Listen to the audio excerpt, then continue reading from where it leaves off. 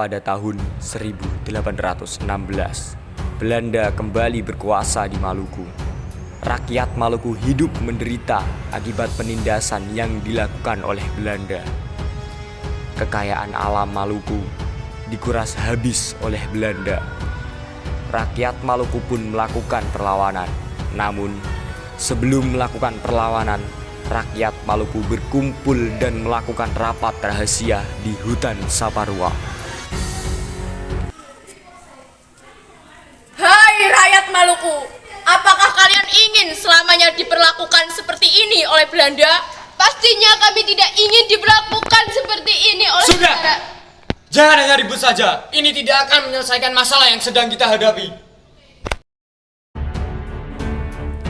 Pada suatu ketika, datanglah sekelompok pasukan Belanda yang ingin mengadakan perundingan dengan Kapitan Pattimura. Pattimura, bagaimana jika kita menyerang pos-pos Belanda?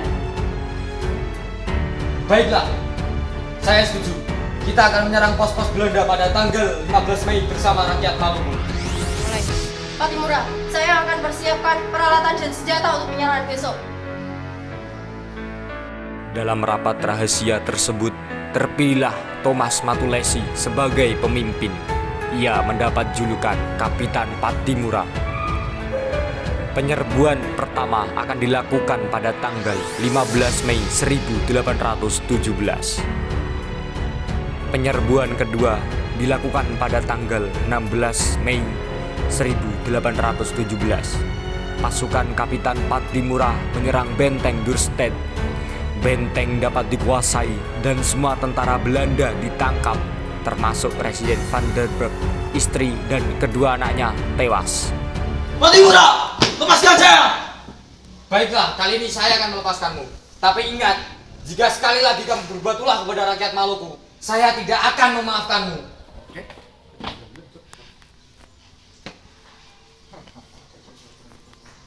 Baik, Kapitan. Saya tidak janji Pattimura. Pattimura, kenapa kamu melepaskan dia? Tenang saja, besok kita akan menyerang benteng Dorstad. Kapitan Pattimura menyerang pos Belanda. Pada penyerangan tersebut, pasukan Pattimura berhasil menangkap Presiden Van der Burg dan keluarganya. Namun, Presiden tersebut dibebaskan dan diperbolehkan kembali ke benteng. Kita berhasil. Kita merdeka.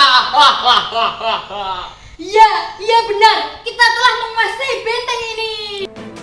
Pada tanggal 20 Mei 1817, tibalah pasukan Belanda di Saparua yang dipimpin oleh Mayor Pitjes berusaha merebut kembali benteng Dorstad.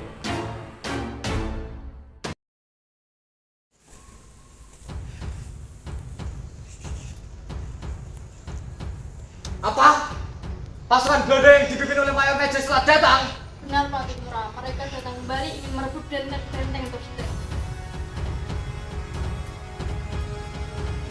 Ayo. Baik, Pattimura. Saya akan merebut kembali benteng Dorstad. Tidak akan saya berikan benteng Dorstad ini.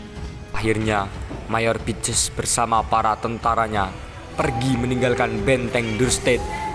Keesokan harinya, dengan rasa marah, Mayor Pitjes berusaha merebut kembali benteng Dorstad. Kapitan Pattimura melakukan perlawanan. Pasukan Belanda dapat dihancurkan dan Mayor Pitjes mati tertembak. Selama 3 bulan, benteng itu dikuasai oleh Kapitan Pattimura. Perundingan dengan Kapitan Pattimura tidak berhasil sehingga peperangan terus berkobar. Belanda terus-menerus menembaki daerah pertahanan Pattimura dengan meriam. Pattimura mundur. Akhirnya, Belanda dapat menguasai benteng Dorstad.